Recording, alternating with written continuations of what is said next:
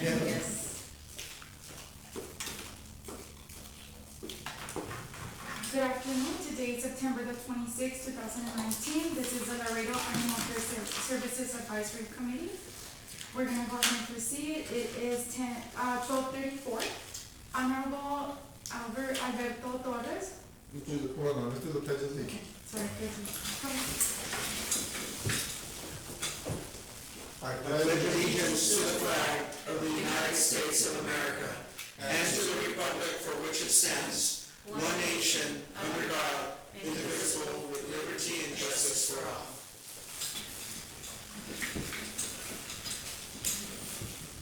Roll call. Honorable Alberto Torres Jr. Present. Dr. Sandra Lynn Decker, she'll be absent, she's out of town. Michelle Rivera. Present. Director Eberto Beto Ramirez. Present. Roberto W. Trevino, he will be running late. Ms. Cynthia Collazo. Present. Laura Yanes. Present. Vacancy for District 3, Cindy E. Cantu. Present. Roberto Simpson del Valle. Present. Lilian Trevino. She'll be running late, and Marta Llanas will be absent. City staff, Amanda Arambula. Here. And myself, Karina Elizondo. Director, you have a quorum. Thank you. Okay, so any citizens' comments that would the health department like to at least introduce yourselves and just let the board know, the committee know what you're going to be helping us with or assisting us with and for your questions. My name is Claudia Sierra. I'm in the Division Knowledge Department. Well, it's our first time here and only doing it since I'm so we're here forever. We're just here to see what's going on, whatever we can help with, any help that you all need. We'll go ahead and here for whatever we can. Thank you.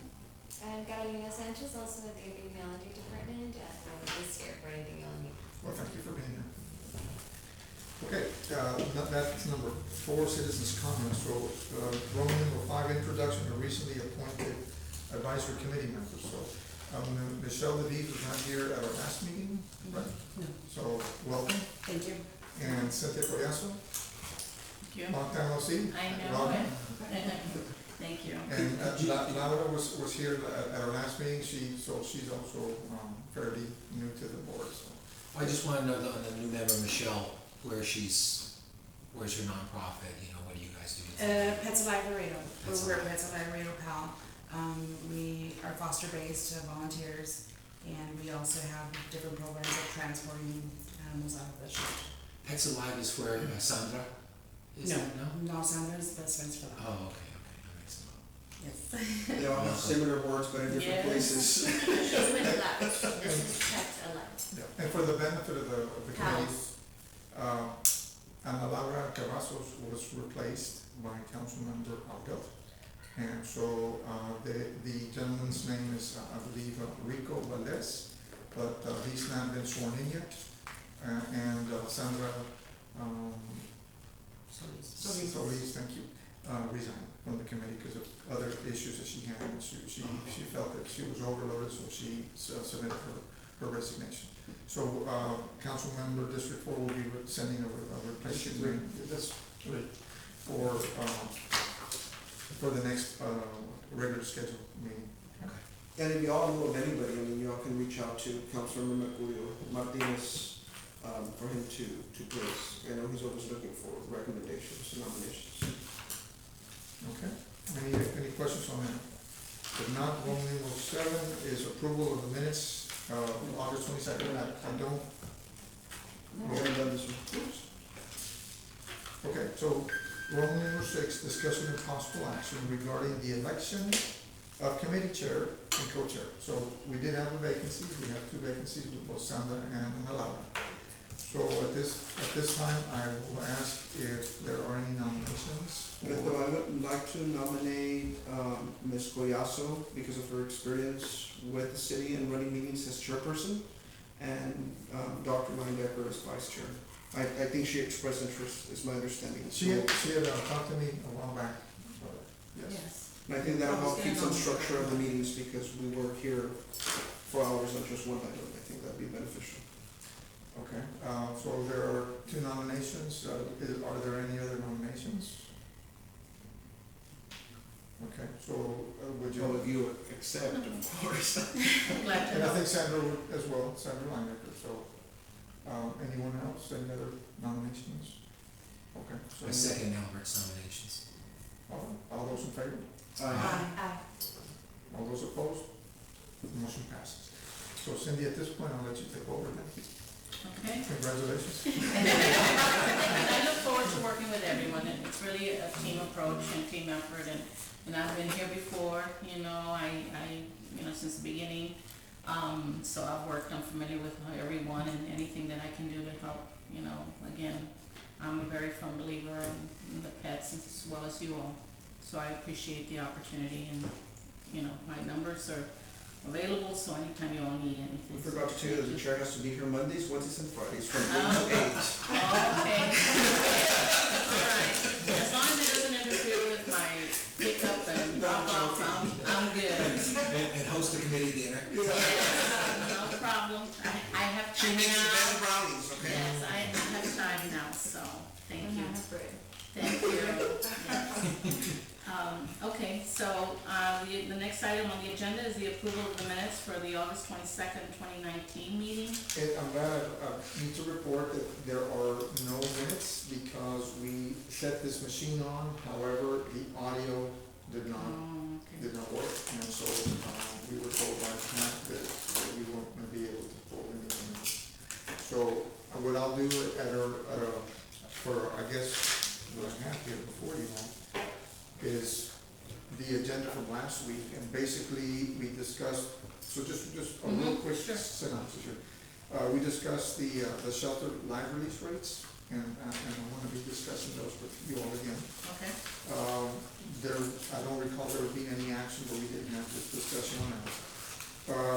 Roman number 7 was discussion and possible action related to foster to adopt numbers, and so there was a lot of discussion on that as well.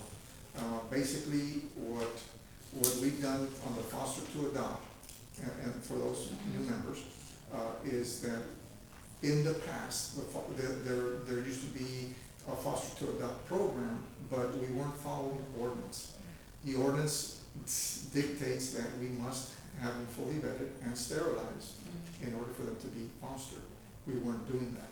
So now we are following the ordinance. Obviously, the foster to adopt numbers have dropped significantly, and there weren't big numbers to start off with, but those numbers have dropped off almost to close to zero. There's times where we have maybe 1 or 2 or 3 adoptions. So, again, the report, that was a report on that. I don't believe there was any action that was taken on that.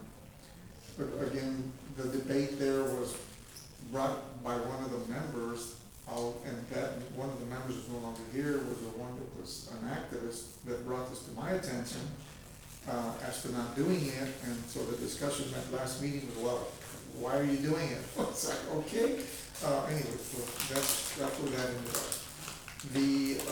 The next item was tabled, and that was the surgeries, and basically, we're doing surgeries every Thursday, except when there's the doctor's unavailable. Like, for instance, this week, she had to do some CEUs, I believe, because she's in Austin. And so, she wanted to do them on Wednesdays. Wednesdays, we're doing now is we have free adoption events, and they're called Wagon Wednesday. We came up with an idea, Amanda did back in early summer, before the summer. And so the event was supposed to be, or the program was supposed to be for the summer months. But at our budget workshop, the council requested that we extend it. So I've already put the request to the city manager, and they both approved that we just continue the program until further notice. So it'll be on every Wednesday. So we couldn't combine the surgeries and the event Wednesdays because we don't have the personnel to do both events. So we opted not to do the surgeries. But what we do is the Wednesdays, for instance, people come in and they'll say, I want to adopt this dog, this pet, this cat. If it's not sterilized, we'll tag it for that person. Okay. This would be on a Wednesday. The Thursday, then either the doctor will come in and do that surgery for those tagged animals, or we'll send them out to her office, her clinic, in the event she's not here for doing her surgeries. So that's what we're doing. We had, I think, how many, 5, 6? For Or more? it's programmed. Okay, 4. How many did we have yesterday? That were already started, I think, 4. And how many for Patty? 7. 11. So 11 will be sent to her clinic Oh. in the next couple of days, and they'll do the either spay or neuter there. We'll bring them back, contact the folks, and then we'll do the free adoption. So it's working out, and we're trying to get the word out there as well. Number 9 was discussion of possible action related to any shelter programs to increase the numbers of, increase the numbers besides transfers. Basically, our number 1, program that we have is the rescues, obviously. You know, the adoptions, the foster to adopts, the return to owners, those are not, those are few, very few. The most is from the rescue. So we need to continue working with rescue organizations, and Amanda will be working with those as well. Okay, it was a long meeting, very, very lengthy. We had a lot of items at our last meeting. So the next one was discussion of possible action related to protocol for euthanasia. And so, that was brought up by Lillian Trevino. The reason this was brought up is that there was an event, of which a animal came in that was very sick. And so we did not wait the 72 hours. The problem there was that I made the decision based on the recommendation from my staff. And so we put the animal down. This animal had been on social media, and so the last day that person came to claim that dog, was very down. And so Dr. Martinez was very upset at that because he had a visit from the owner, and it was a veteran. And so with that, we sort of went through all the procedures that we have for euthanasia. We have a 72-hour wait, but in this case, had I contacted the vet, and she made a decision, it might have had a different outcome. So the changes that we made there are from now on regardless. It is within a 72-hour,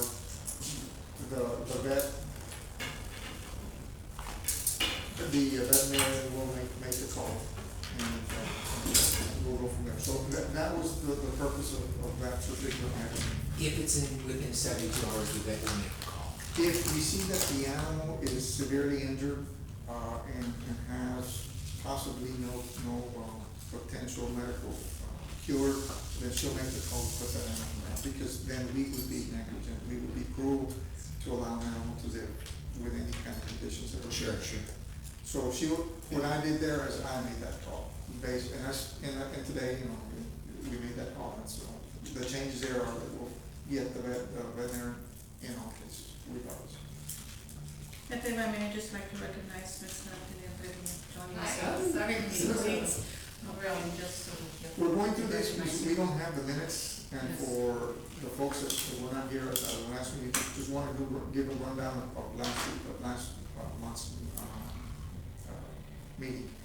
The other item was a discussion of possible action related to implementation of TNR, education of the ACOs and shelters and so forth.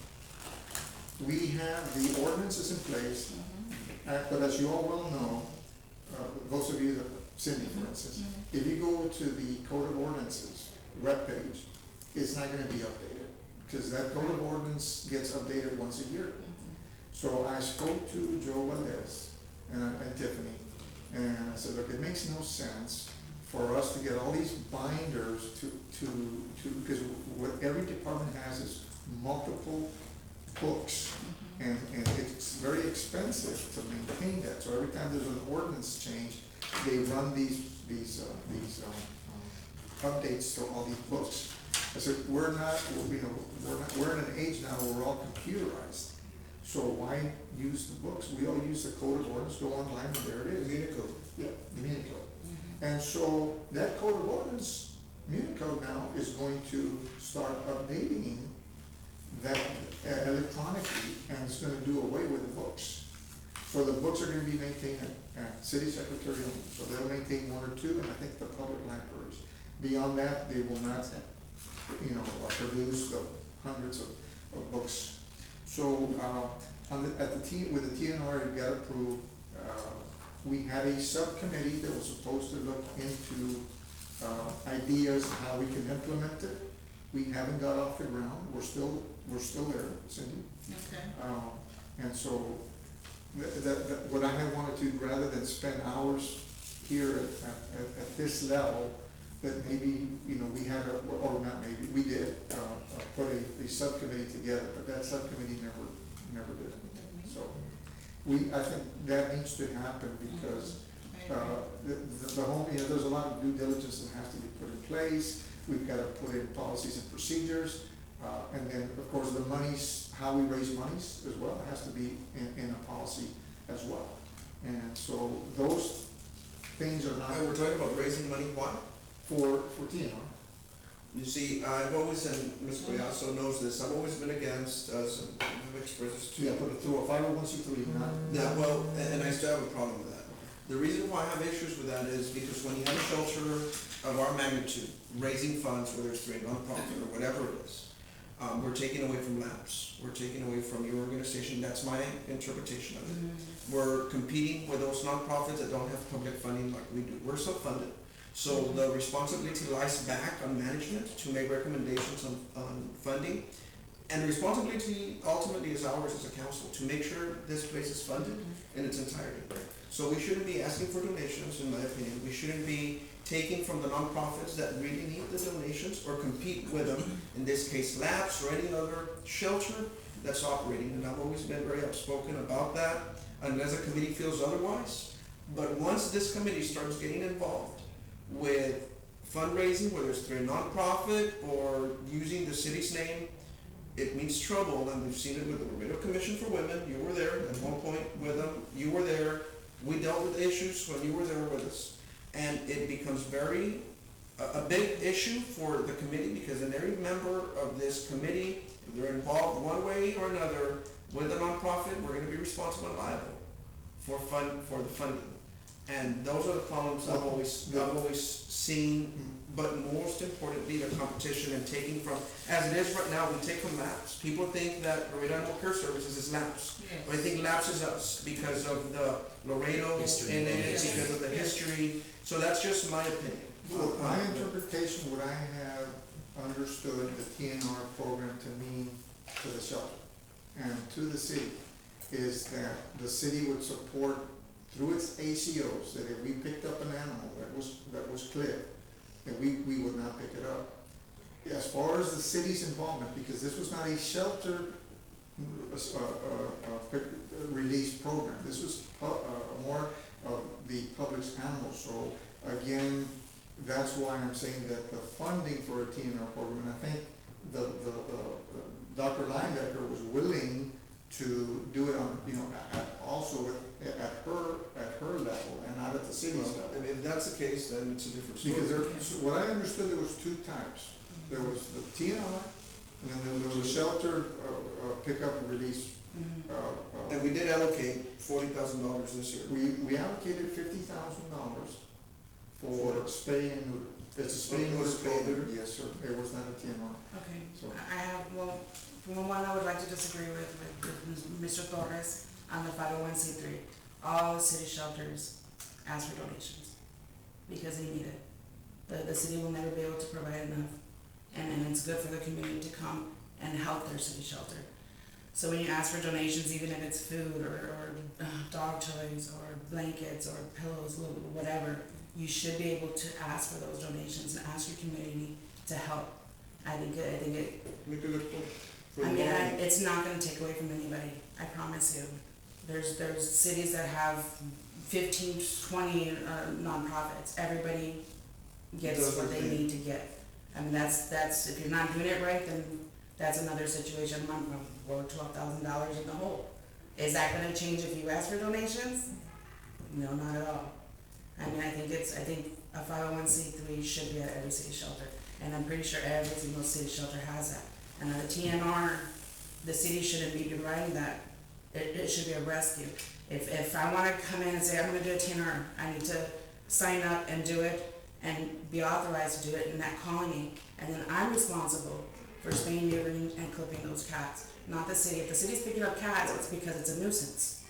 You're called in to pick up those cats, they can't be returned to the same spot. Right, and that's what my interpretation was, that we needed to, train our officers, that if it was a clipped ear, that we. Yes, that is true, you're not supposed to pick up any clipped cats. Right. But who does the TNR? I don't know. People call me and say, hey, can we get this package? Sure. And Dr. Linebecker did a Just all in few, she the said, public not telling do you the she doesn't. TNR and they absorb the expense. Yes. They absorb the That's the idea. expense. Yes. But, and I know that there have been issues when they do fundraising in other city committees. So, I guess, what is it earmarked for specifically? That would be. Well, the money's earmarked in this year's budget, the money that was allocated for this coming year. If it was if it was funds raised, who has plans for that money? In other words, with this No, committee. but- What would it be earmarked for? No, it would be. TNR?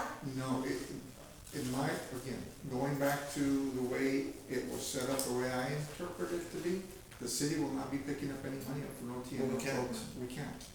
So that would have to go to a 501c3. They would The have to city fund- committee could establish a 501c3, and you all independently away from the city would have projects, would host events that would ultimately benefit the city, with the city having no involvement whatsoever. So a nonprofit organization that requests funds to benefit the city shelter, and whether you do TNR, whether you buy food, whether you do whatever it is you do, this is the organization that benefits, which doesn't mean that y'all could help other organizations too, for, I don't know, transports that are going out of this shelter, or something to that effect as well. Yeah.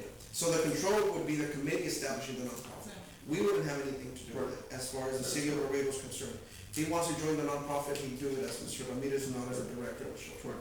But the 501c3 is a city 501c3? No, no, Okay, no. just. So we have our own non-tax exemption status, and legal has already told us that we cannot commingle our city municipal status with any 501c3.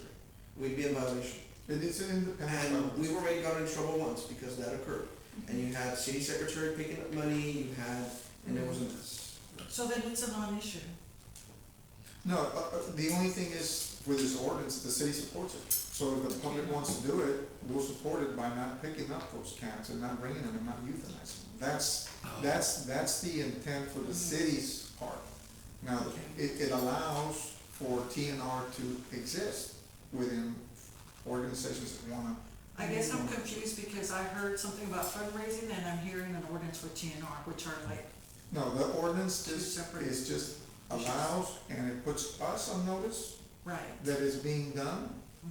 for us not to bring in those animals. And it also allows the organizations to follow an ordinance. So the intent here is to put a policy, a procedure together, so organizations can then know how to go about establishing all of these things in order to create the TNR program.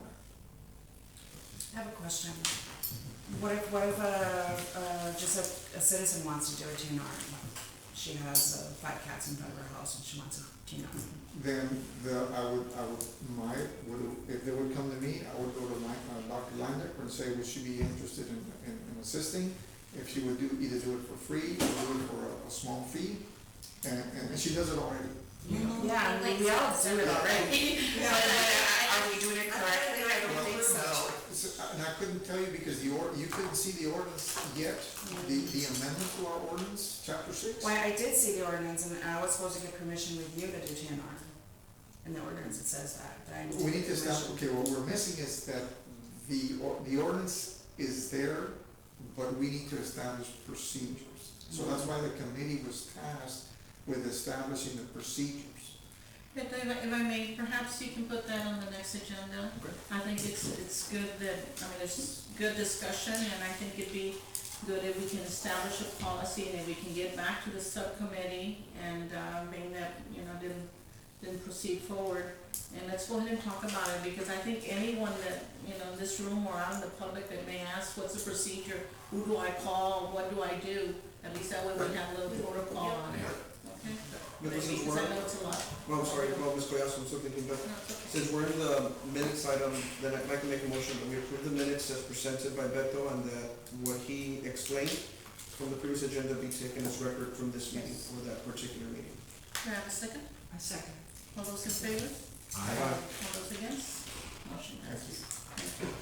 Okay, so if we now, follow, Okay, and the next item on the agenda is a discussion and possible action related to the shelter statistics and any matters sensitive thereto. Mr. Gomez? so again, we have seen, September's not complete yet, but we've seen some numbers that they're always up and down, but they're averaging about, for instance, intakes per dogs, somewhere in the 300s. There hasn't been any variance. We continue to have a heavy intake of both cats and dogs. And so the calls as well, we get a lot of calls. The good thing here that for these stats, again, status quo there isn't anything other than what I explained earlier. You're gonna see the foster to adopt numbers just dropped. And I explained earlier the reason that dropped from what we had before. The problem that we had there, for the committee to know, is that staff was not able to keep up with all of those people that were fostering these animals. And therefore, they stayed out there, they were probably breeding, et cetera, so that was a big problem that we had, so. But other than that's that- changed now. That has changed, and that's why you see the numbers have significantly dropped. So that's what I just wanted to bring to your attention. I think they dropped, but the adopted went up. Yes, yes, Right. So they're just doing it for a free dog. yes. They were doing the adopt to adopt for free. Correct, correct. That's what I want to report on that. Oh. What I will present at your next, meeting is that I'm also gonna present to you all a live release rate. So you'll, on a month-to-month basis. Okay. And so I developed a spreadsheet, but I'll be sending it over or discussing it at every meeting from here on. And before you go, I just wanted to applaud staff for the noon hour presentation there with Max, and I see Amanda, and I know there's a lot of other staff that's involved with that, so I just wanna applaud you, and I hope that, we're getting, you know, it's successful because they see the animals there, and, I mean, I watch it, and I'm hoping that others do too, you know, so, Good. that's good. I'd like to make a comment on the Wednesdays free adoptions. You know, back 5-6 years ago, before this place opened, when we met with all the nonprofits that first met you,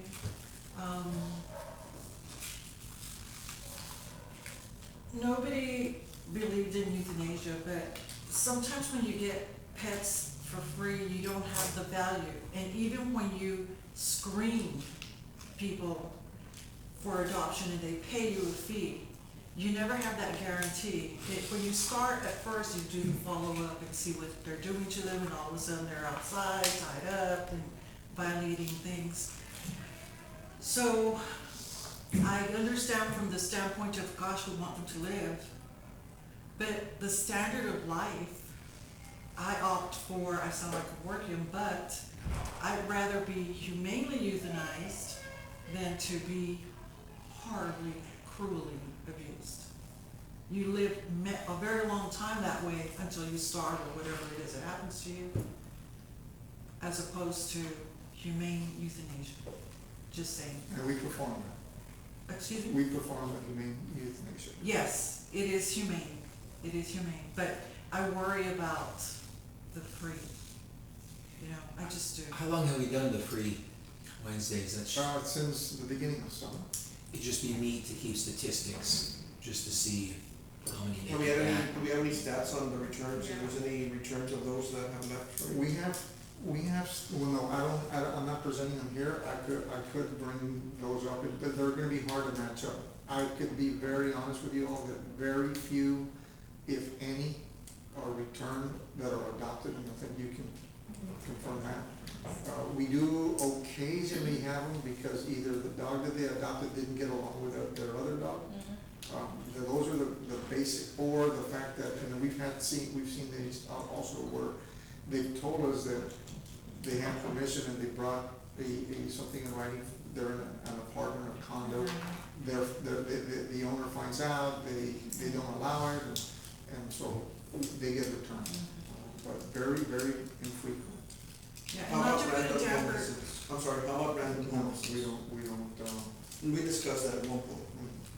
Phone calls maybe, I mean, maybe get some volunteers or somebody to make a call just to see how they're doing. yeah, we can do Something certainly, like we that, can I certainly, mean, I mean, that's a randomly, good idea. you know, That you know, we're- yeah, we're address not it. doing I that. know what you're talking about, I know what you mean, I mean, but obviously too, we're trying to promote. right, so we right, need to and find you've done a balance. fantastic job. Yeah, It's just that concern, even after Yeah. you get screened and screened Right. and Well, screened. I think that even with the organizations that you work with, Michelle, that you transport dogs or cats to, it's rare when you hear free adoptions, right? I mean, those organizations, I'm sure charge a fee or. Those organizations charge a very large fee. Yeah, I mean, I'll tell you this much, with the Carper Rescue I work with, out of San Antonio and Austin, their fees are going up this year.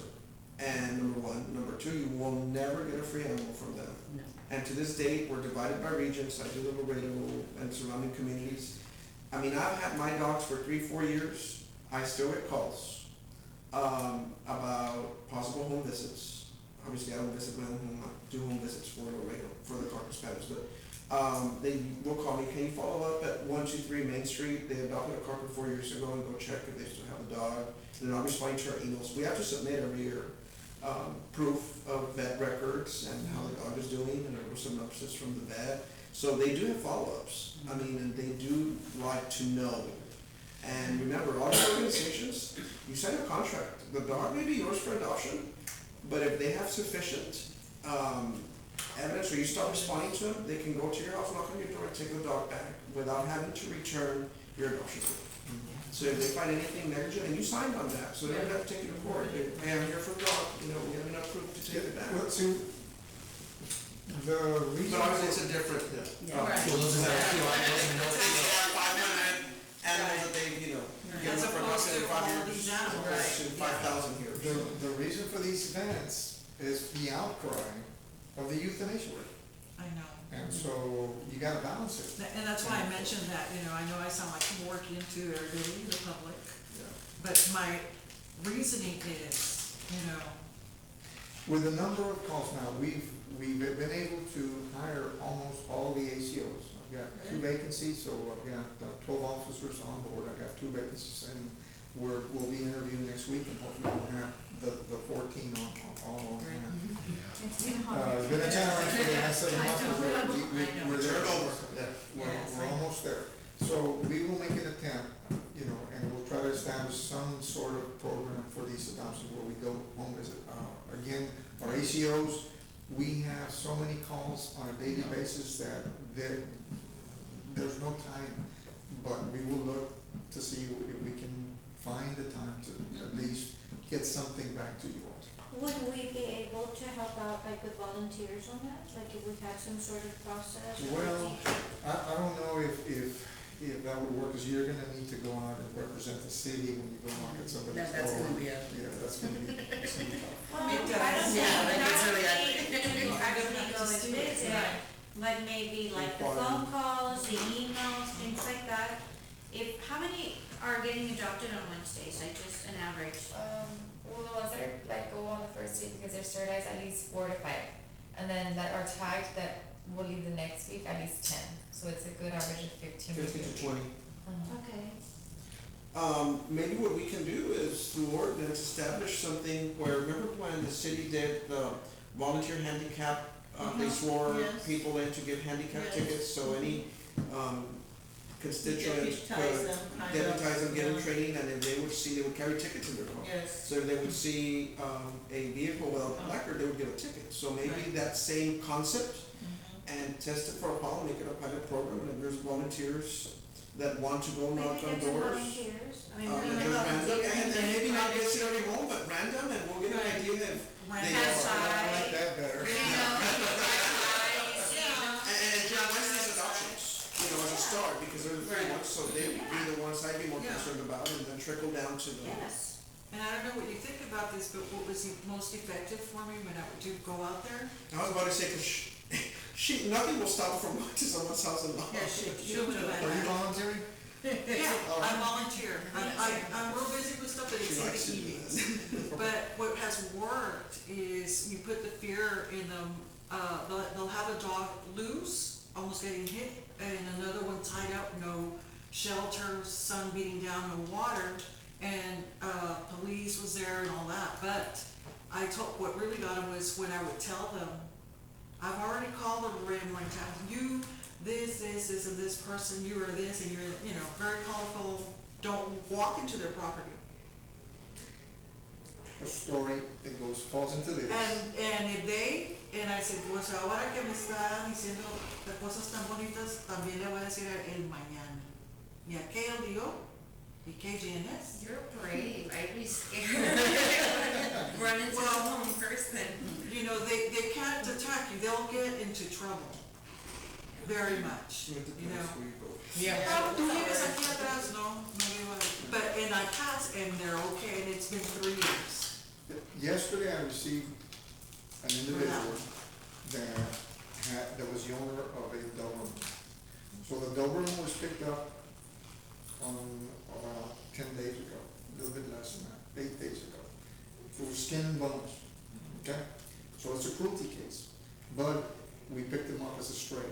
So we brought him in, and staff got him healthier and got him up to speed. You couldn't see the ribs as bad as before. So the 72 hours had passed, so now it belongs to the city. So yesterday, the individual, the owner showed up, and Mr. Salcedo comes to me and says, well, yes, sir, they're here to claim the dog, can we return it? I said, Oh, what? hell no. I said, no. I said, no. I said, it belongs to us, first of all, and if he's gonna take it, let's slap him with cruelty, Right. slap him with, abuse down, throw the book. So we brought him in, and we told him, I said, this is a case of cruelty. So if you are claiming that you're the owner and you want it back, so I gave him the fee schedule, so the guy looks like he couldn't afford to pay very much. So I told him, the free in-town fee, all the fees. And vet fees. So, $180. I said, plus, you're gonna get both a citation, you're gonna get a warning. And then if you do take it, we're gonna follow up. And So it's $500 after the citation. so the guy just freaked, and he says, I'll let you know tomorrow. He isn't showing up. So, when you los amenazas like that, they won't pick up the animal. Question there, since you already know who the owner is and it is a cruelty case, did he get fined? Is he being held accountable? No, because he did not, Claim he ownership didn't claim officially. ownership yet. He came to see the possibility of pulling his dog out, but That's So the he's- problem with claiming ownership. So he's not listed in the register then? Well, because he didn't get cited, but He how do didn't get you, in other words, how does he He claim wasn't ownership? shipped, I'm sure it wasn't. so No. how would he prove that it's his dog? And why would we well, release the see, dog?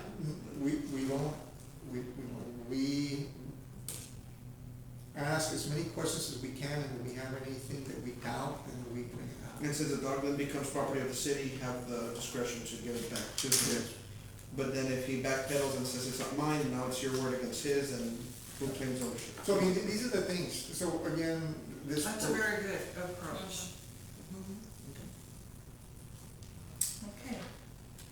Anything else? The last item, Cindy, is just to give you an update, or give the committee an update on, since you were last here, we took one of the kennels, the original kennels that John had built for his back, next to the clinic, just north of the trailers, the mobile homes. And so we tore down the inside, because they used it for euthanasia, and it was all open, and they had I remember. kennels on the sides. And every time it rained, everything got wet, and in the cold, they couldn't stand being out there. So what we did is we tore it down. So Public Works came in, John and I put a plan together, and we built a home for cats. And so, we recently purchased the cages, we found out it was such a big area that Sandra Landecker and I misjudged the number of cages that we needed. So we ordered some more, so we're not ready to open it up yet. And so we built it for a total of, including the cages, that we spent $21,000 on. If you subtract 21,000, 39,000, that tells you how much we spent. $17,000 for the material, and of course the labor was free. So what we then did is we closed up the other portion of the cages that were over to the east side. Okay. And we created or constructed another room for strictly euthanasia. Okay, so we're gonna separate the euthanasia from the surgeries. And so within the next maybe 2 or 3 weeks, we'll be ready to kick off those two buildings. We're not there yet, we're almost complete. So that's what we've been doing. We did this with these funds. These funds were available from council. We took District 6's money in this case because so let me tell you what happened. Well, these monies were set aside by Council Member Charles San Miguel. And on the minutes, he specifically said that he wanted his funds to go for brick and mortar. So when I read through the minutes, I said, magic to my ears. Yeah. So I took Dr. Martha's monies and we used those first. Lo and behold, I got wind a couple of weeks ago that he was looking to take some of those monies back, but it's too late, I spent it. Thank you for getting the time. We've got a few bucks left still, and so part of the projects that I'm looking at is replacing the software and the hardware for the Shelter Pro. I don't know yet where we'll go with it. If we, I know that you all have done some work to bring in the chameleon application, but again, since it's not on the buy board, I'm gonna have to put out a bid out and see who provides what I'm looking for. So I've got some monies for that. We're looking still to build a small area for washer and dryer. The winterization program was approved by the city council at our budget workshops. And so we've got about $186,000. I've got engineering working on a design so that we can put out an informal bid. From Caltino's discussion that we had this week, he'll have the plans probably within the next 10 days or so. And so basically what we'll do is we identified, I called 811. They already flagged where the gas line is. We'll probably run the gas line on Cherry Hill and ask the center point to run it for us, okay? And then we'll just plug in and set a meter there and do the project. So it'll be lining up gas lines and so forth and so on. So the project's already basically it's underway. Good. And so just wanted to give you that update.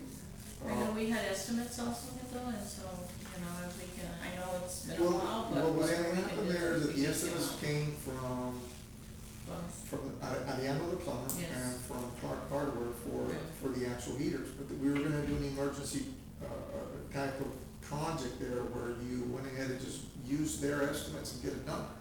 Unfortunately, the previous director didn't run with it fast enough. Winter came and went. Yeah. And I came on board in January, we had already experienced the Yes. boards, it was already boarded up and everything. And so that project was put on hold. We didn't have the funding Right. for the entire amount with the 175 that we were given. And so now what we did is, city managers, Rosario and Robert found monies in some old bonds. So these monies were allocated towards that project. So we don't have to use up these monies. I can continue to do the projects to beautify the facility. If I could pull my money now. No, No, no. It's already in. Get Dr. Martha. No, and I'm glad we're being proactive in though, because I know that last year we were reactive and it caused a lot of issues and, mainly for the animals and I know staff too, around the clock, so I'm glad we're working on it in anticipation. One never knows what kind of a winter we'll have. I'm just afraid, and that's why I'm moving fast on these Yes, projects, that I some of these council members may reprioritize their I know. funds. And I know the council member Torres won't, but we still have District 1 and 2 You're right. that also participated with the $175,000. So I need to visit with them both to make and to make sure that we still have those monies available. No, I agree. Okay, that's a good report. And Any on the questions? on the construction of the CAF facility, why isn't it made public so people can see what's going on? As a Yeah, positive. what we wanted to do is do a ribbon cutting, but I needed to have everything on board. I hate to have it half done, and the boxes No, are just so so. people can see that Yes. you are doing something and it is a positive, Like a especially with the cats, because you had gotten so much negative on the issues of the Yeah. cats. What we can do is And for have people the just to TIL. see that, they are doing something and it's almost done and you're invited as soon as it's done. I'll ask Rafael Benavides to come on board and to talk to staff so we can put something out on The social media and the. Yeah, some kind of a I mean, little yeah. update, they can do that. I think it's, You know, especially on the upcoming. cats of the negative. I'll call Rafael. I just wanna make a comment, I wanna, vocalize and thank Councilmember Torres for his involvement with the department. He was very supportive, he helped us move the motion to approve our budget, and thanks to him, we have a lot of good things. Everybody yelled at, but it's okay. They told me I cared more about the animals than my constituents, but it's. But we're very, very thankful for everything you have done for that department. Thank you. No, no, Thank definitely. you, Councilmember, and since the very beginning, and we all knew that there was an issue out there, and he took the bull by its horn, and so that's why we're here today. Sure. And He's it constantly can't stop. That's on right. Facebook. Oh, I know. I know. But it's good. He follows up. Beto, take care of this. I But know. no, in all honesty, I mean, it is a team effort. I think that, I came in at a very good time. We had a council that, has been very supportive, even with the previous council that came in. Much more now with the current council. I think Councilmember, Merck, is, he owns both cats and dogs, and he is very much involved. Same thing with Mate. Yeah. He's very much involved with the animal population. I think that we have a very good council, something that we hadn't seen in a long time as it concerns animal care. Yes. And along the way, through bumps here and there, Beto has been able to take the wheel of this and maneuver it as best as possible, and we're happy to have at least, a team that now can defend themselves, because before we're just shooting from the hip. Yes. And we seem to be getting, somewhere now. It seems like we now have a sense of direction. Before, we're just all over the place. So, it's been a long journey, but we've all, little by little, have, brought this place to what it has been with you all's help, with the help of previous board members, and we're getting there. We're getting there, and And hoping that we We get were far. up a creek without a paddle, now we have a paddle. again, Dr. Linebacker has been very Oh, supportive. I know. No, it takes everyone, it really does. It's a team. It's a team, and thank you again for your leadership, Beto. I know that we brought you over when we needed help, and so. And you have to stay for a long time. I have stability. On a general discussion, I have issues that the rescues have come to me about, and it's mainly with the picture taking. I had sent you an email on that, about 4 weeks ago. Pictures. The pictures and intake, that why is this shelter not taking pictures as soon as the animal dies? As to per se every other shelter, every other city We take shelter. animals on every intake? A picture. Picture. How come pictures not taken? You get an animal today, take a picture between today and tomorrow morning and put it And, up on and Facebook. it'll be Posted. with the incident number, just a generic picture, doesn't have to be all pretty, and male, female, and the 72-hour date that it can be released. People will start tagging animals prior to the 72 hours, and I know that has been a concern, and Mhm. that's not the reason why they stop, but they usually wait until the 72 period, then they start with the Well, pictures. But you have good reason for that. But if you post a picture before the 72 hours, hey, that's my dog, they found my dog, let me go and get my dog. Return to owners. Yes, you get your return to owners, and or you get the other rescues, hey, this dog is gonna be up for rescue at this date, or this dog is gonna be for adoption at this date. So it's just putting a date there of when the 72-hour is completed for us to be able to move on it. The faster we move on these dogs and cats, the faster they get out. And I think that's the most important thing, the faster they get out. I mean, if they can get out within the 72 hours, wow. You know, less dogs and cats here and less expenses, I It's a good think, point. mainly. We'll start. I mean, it's only, what, 15 dogs and cats a day approximately is what we're gonna need. And that's not a long, I mean, that's, how many pictures do you post on the page during the, within a day? Maybe like 2 or 3. I mean, just go down the list of what came in that day, this is the dogs that are gonna be posted that day. I mean, I don't think that, That's a I good mean, point. that, We'll- the ones for we'll- adoptions, we can take those pictures and you don't have to worry about that need of doing that. It'll help our release. And eventually our software, right, the boss is looking into buying different software and like they use in other shelters in which as soon as they arrive, they take the picture and the information is uploaded both simultaneously on our database and on the computer. Yeah, Yeah, on you're our automatic, social. not people spending all this time. Mhm. You have 500 animals coming in. And also they, Amanda's looking at me and smirking because she's probably the one that deals with all this stuff.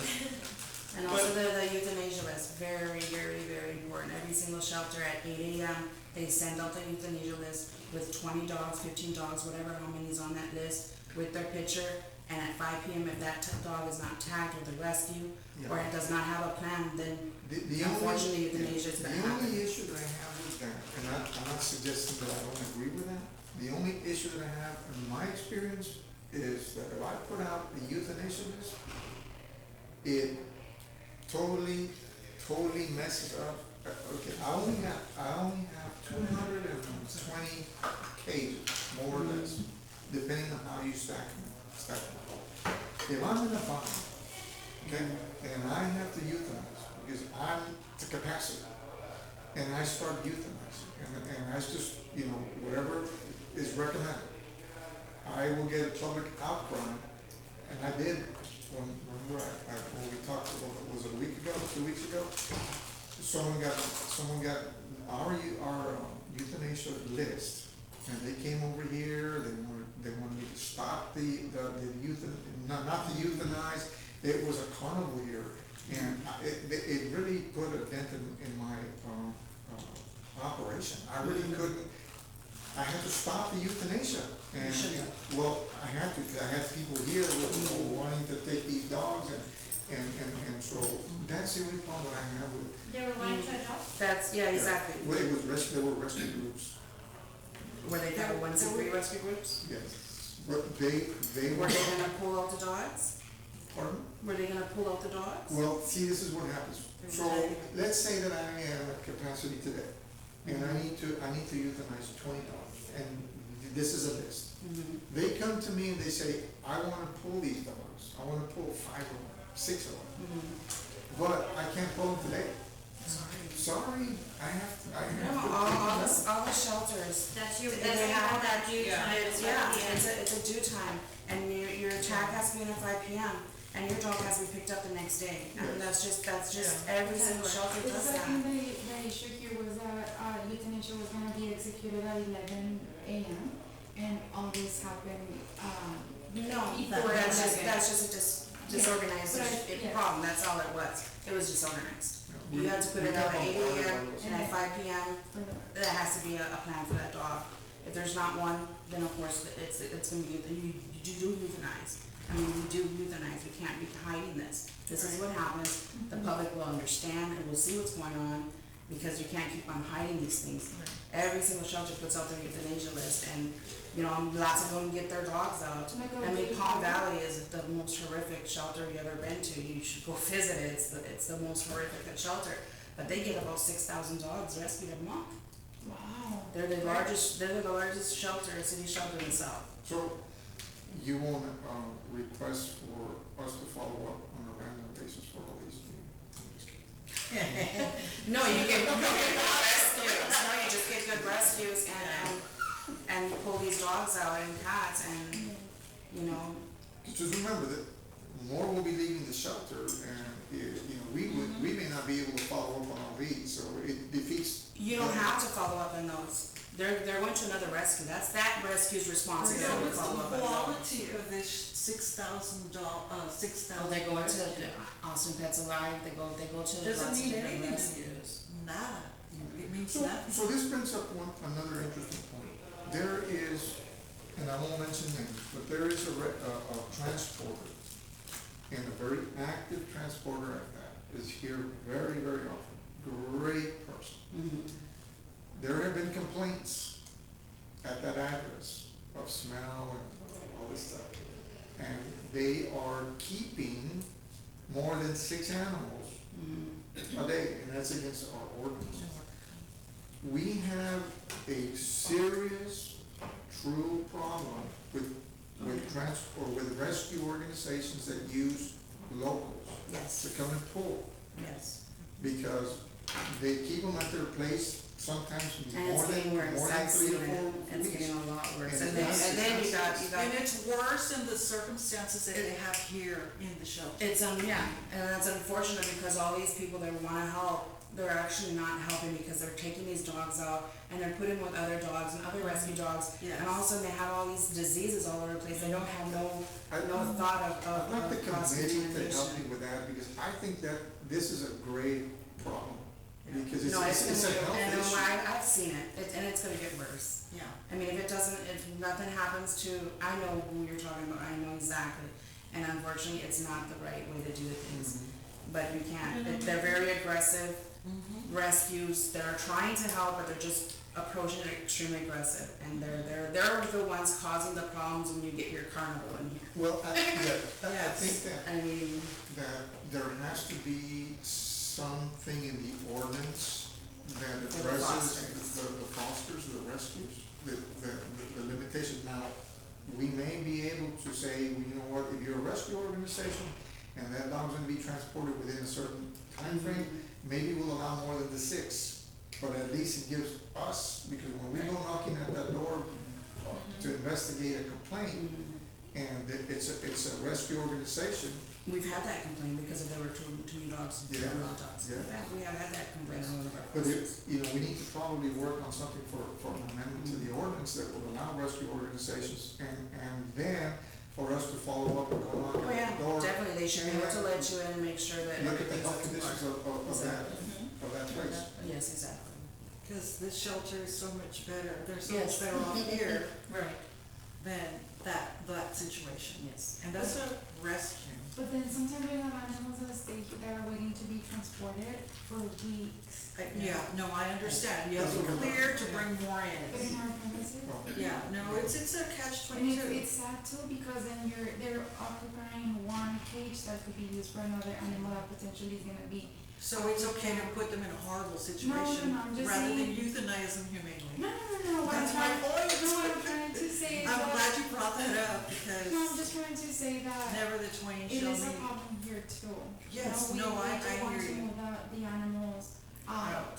Yes. Yeah. So balance. Well, we have to work with the rescue organization. So, I mean, you for instance, you'll come in and you'll start tagging animals. We don't have any problems with that. And so you'll give me a date definite of when you're gonna transport. But there are groups that will come and do the same thing and will not tell me, and 3 weeks will go, No. and those animals are still here. But That's just a we little need to more. set those rules. Yes. I mean, Yeah. no city shelter will allow. Yeah. I mean, usually when I tag a dog, it's like 4 days, okay, I'm gonna be here. That's changed somewhat. We've been pressuring, and it's worked. And so, we don't have that what we had 3-4 months ago. But all of these procedures and so forth need to be either a policy, procedure, or part of our ordinance. So we may wanna look at amending our ordinances for all of these things, and not going on a piecemeal kind of, maybe we get a task force, look at the ordinance, look at all these things that we brought about, that we talked about, and those that are ready for action, and then start crafting some language for amendments. And I'm glad, obviously you're gonna be aware of who's doing it, and don't let them misrepresent that they work under you. Oh, no. Oh, yeah. They do. And we can add that item, That's the we'll problem. have further discussion on it, and leading And we're again glad some of you're here those. because we can get Yes. some feedback And since you do perspective. know where Yes. Firsthand. they're coming Yes. from and stuff. I mean, it Yes. wasn't always pretty when you wanted to come in, so I'm glad we worked that out. So we want to see what we can do, so we Yes. continue working with everybody Yes. to get as many dogs as we possibly can out, Mhm. healthy and to a good home. Okay, anything else? I'm gonna try and keep the meetings to just 1 hour if we can, because I know everybody's time is valuable too. And so we can, the hour is just about up. So do I hear a motion to adjourn? Make a motion to adjourn. Second. All those in favor? Seconds. Meeting's adjourned. Thank you all for being here.